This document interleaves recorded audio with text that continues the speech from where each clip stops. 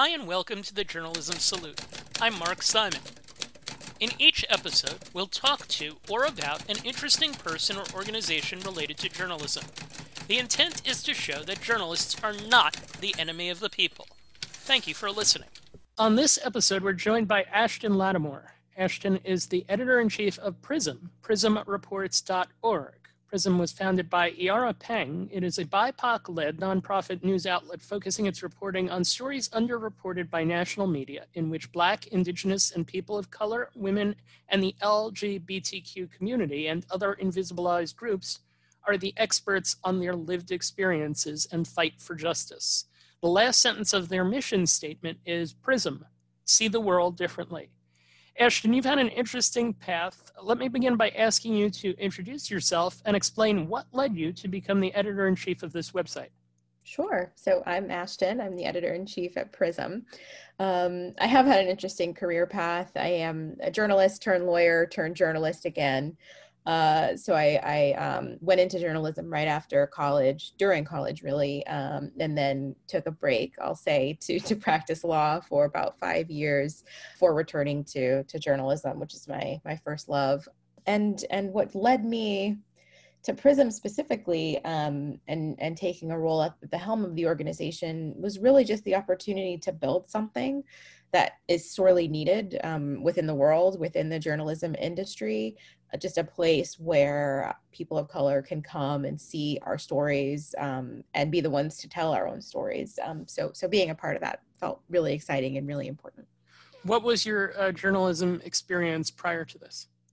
Before this, I was freelancing for a few years, and then I was at the University of Pennsylvania. I was actually the managing editor at the law school for a year. And then before I went to law school at News One, I was the lead editor there. And then, of course, all through college and journalism school at Columbia, I was involved in various different internships and jobs and everything. Is there a life experience that connects with the idea of seeing the world differently for you? Is there a personal connection to the idea of seeing the world differently and working for an organization like this? It feels personal because I'm kind of one of the people who's the target audience, right? Mm-hmm. So seeing the world differently for me is just kind of seeing more of myself, seeing more of my family, the people that I know and my communities within the stories that we report. So it feels personal in the way that my communities and the communities like mine are at the center in the way that we aren't really, in other outlets. The phrase centering the voices is used in multiple places in the mission statement. I've noticed it in a number of the articles that I've read on the websites. For the people that are listening, the students that are listening, what's the emphasis there? Why do you use that phrase? Because I think the word that's important there is center. I think in a lot of United States kind of journalism, a lot of our political discourse, we have this understanding of who is at the center of our collective story, who's at the center of policy, and it's not usually Black, Indigenous, and people of color. So really working to shift that narrative and put our communities at the center of our political discussions, at the center of discussions about, fights for social justice, at the center of discussions about what's possible, what the future should look like, and being the ones to lead in imagining that better future, we think is critical and really transformative. So that's really where our mission statement comes through in action. Really, it's about kind of transformative narrative shift.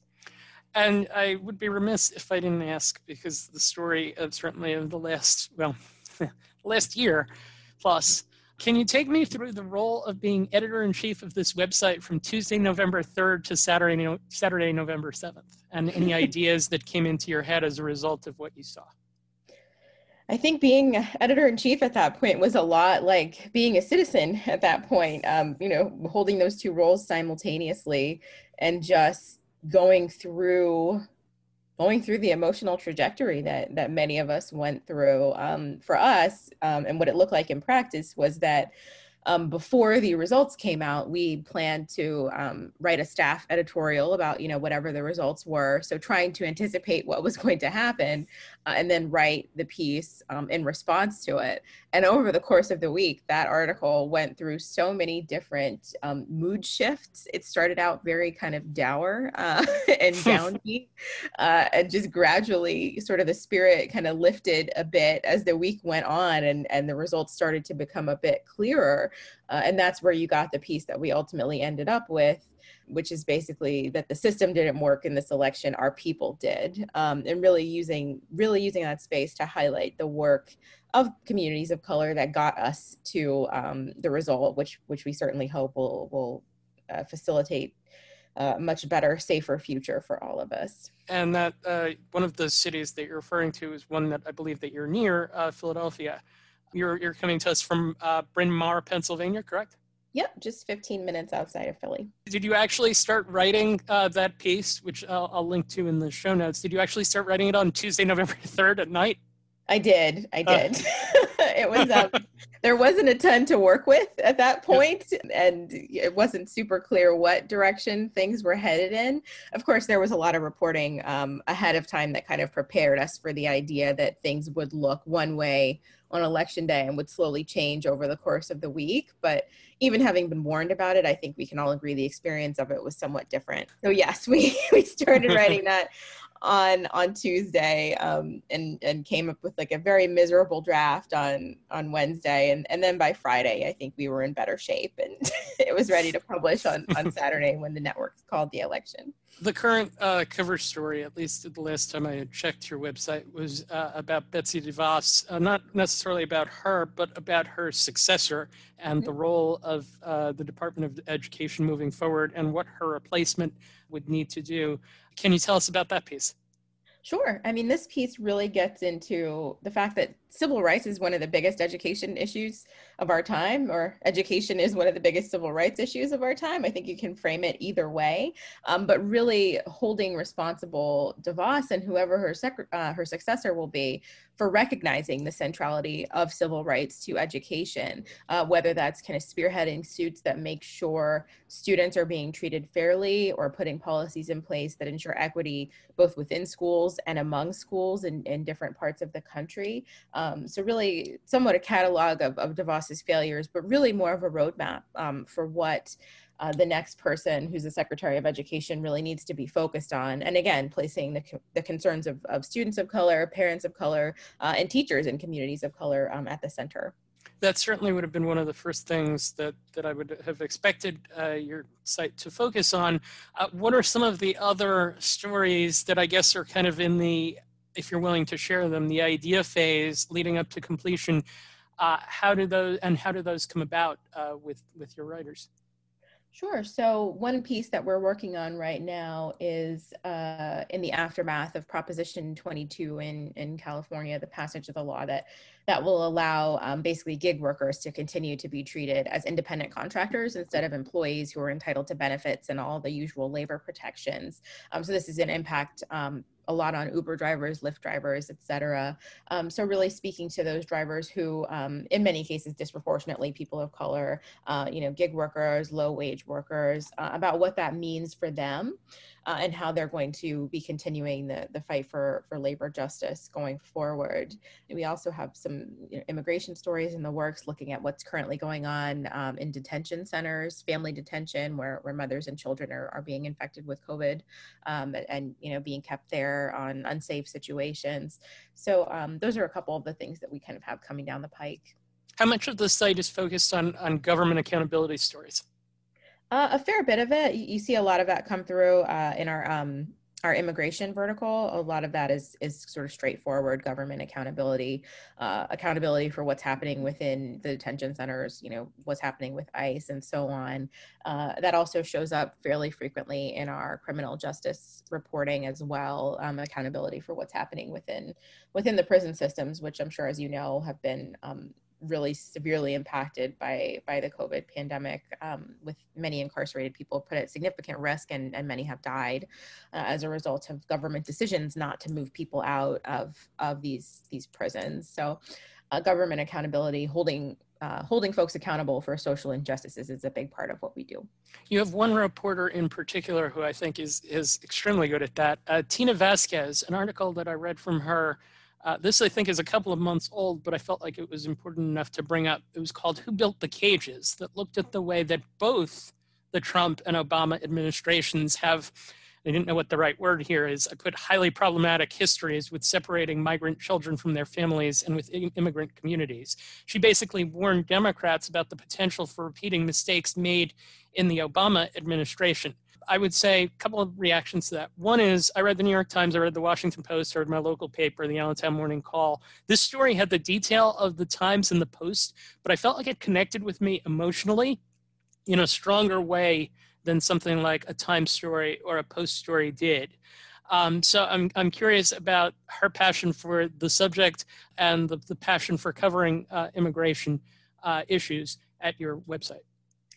Yeah, Tina's a longtime expert immigration reporter, and she brings that lens to the other reporting that she does as well, on reproductive justice, gender justice, workers' rights, and so on. So she's deeply rooted in communities of immigrant people, people who've experienced detention and been released, and so forth. So she has the background and the subject matter knowledge to talk about this in a way that really speaks to that expertise, I think, and to do so in a way, like you said, that connects emotionally, viscerally, because in all of her reporting, she leads with the stories of the people who are impacted. So you're not going to see Tina or anybody who reports for Prism, in an immigration story, leading their story with quotes from people who work at ICE. That's just not our point of view, and we don't, frankly, think that it's terribly important what the folks at ICE are saying, especially if a lot of the things they're saying are not true, which has turned out to be the case in several instances.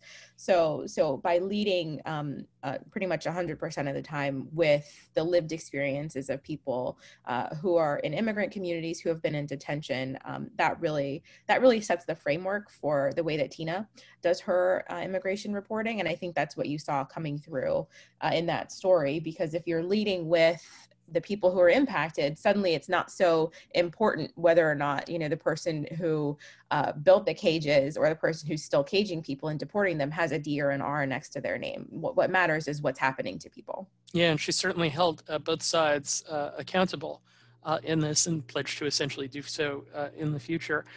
Welcome to Journalism History, a podcast that rips out the pages of your history books to re-examine the stories you thought you knew and the ones you were never told. I'm Terry Finneman, and I research media coverage of women in politics.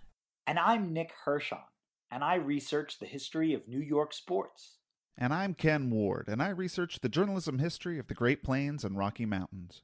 Find the Journalism History podcast at journalism-history.org/podcast and wherever you listen to your favorite podcasts. What are the characteristics, traits that you look for in your reporters? In our reporters, we look for people who have a strong commitment to social justice, who are interested in producing reporting that puts impacted people at the center of it.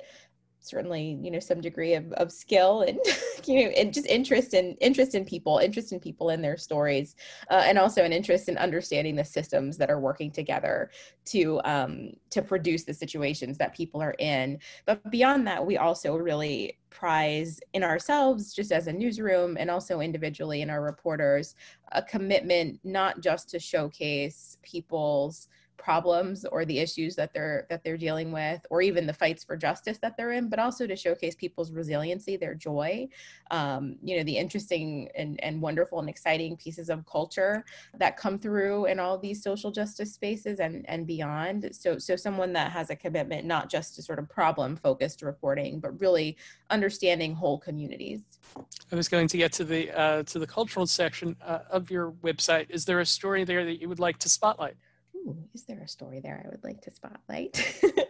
Actually, there is. There's there's a photo essay that we did earlier in the fall about brass burlesque, which fuses performance art with social justice. And it's just a beautiful set of photos that also several of the performers wrote kind of an essay around the photos explaining how Black performers, Asian performers, Latinx performers fit into the history of burlesque in our culture, in our country.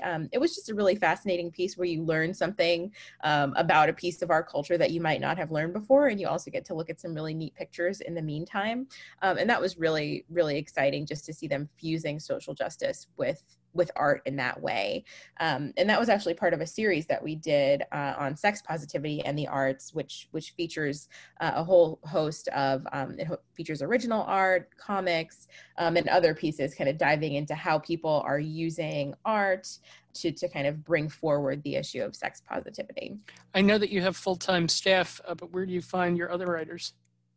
We have contributing writers who work with us. So they're people who contribute, a piece or two to us a month on a regular basis. And we've been really glad to be able to add their voices to our site and add their different perspectives. And in addition, of course, we have freelance writers who we work with, some people on a more frequent basis, some people kind of, as one-offs, and freelance writers will come to us, via, they'll pitch us or we'll reach out to people to commission things from them if we're familiar with their work. So we've got a wide and growing network of journalists that we really enjoy working with. And you also have a senior fellowship program, right? Yes, we do have a senior fellowship program. That's the program that allows us to bring really frontline movement leaders into our space and have them kind of help shape our coverage of the issues that matter to them, and also to write for us and to kind of have Prism as a platform to talk about the issues that matter to them. We've had a stellar set of senior fellows so far, with folks like Patrice Cullors. We have Mary Hooks with us right now. Monica Ramirez just finished her senior fellowship with us. Latasha Brown, Maurice Mitchell, Amy Allison, Kevin Killer, just kind of an all-star group of people who we're really fortunate to be in community with them and to be able to feature their work on our site. In this, what is a crowded media landscape, often a story either crosses your path quickly or it doesn't cross it at all. How are you working to get eyeballs on some of the stories that you're doing? A lot of the usual ways, social media, some of the aggregator sites that we're working to get set up on, Apple News and so forth. But one way that we're working on kind of getting our stories in front of more people is also just by building partnerships with mission-aligned other outlets. As a nonprofit, all of our content is free to republish as long as you link back to us. So, people can kind of take our stories, the ones that interest them, and republish them on their own websites. And that's more of a way for us to kind of reach more people. How much content is the site trying to put out per week? Typically, we publish a story or two a day. And then who you mentioned before that you were the target audience. Who is your target audience here?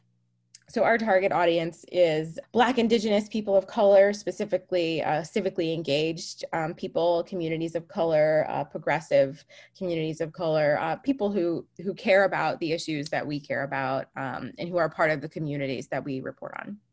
Your staff, I mentioned, we talked about writers before. Your organization is women of color led. Can you explain the intent with that and what that has meant to your group? Sure. So we're led by women of color, as you just mentioned, and just what that means is just that we're affirming the leadership of women of color in journalism. We're affirming the leadership of women of color in our newsroom, and I think that the perspective that we bring to this work really shows up in the kind of coverage that we produce, in the kind of stories that we produce, and in the way that we do our reporting. If you change what your newsroom looks like, you're going to get a different mix of stories, and you're going to get a different mix of modes of reporting and different personalities. And we think it's really important as an outlet that primarily reports on communities of color for our newsroom to reflect that, especially in our leadership. And how do you define success for the website and for the group as a whole? I mean, success, they're always kind of the usual metrics, like growing our audience and making an impact. But I think for us, the biggest piece of it is really to reach and empower the communities that we're covering. We're thinking about how can our coverage be of service to these communities? How can we help people figure out the best ways to exercise the rights that they already have and how they can fight for new ones? How can we affirm people's agency in doing that? How can we spark resistance? How can we spark new ideas and new ways of thinking about what's possible? So I think for us, a success is going to look like certainly our communities finding the content to be resonant with them, and also for us to have an impact at the level of narrative shift within the larger media landscape. Have you had anything in the way of town halls or connections with your community to try to establish relationships further and to hear from them as you go? So we've started doing a few live video events. So those have been opportunities for readers and other folks in our communities to connect directly with the people who are in the stories that we tell on the website. So those have been kind of our first foray into sort of community focused events. We're in a pandemic though, obviously, so everything is all video at this point. But yep.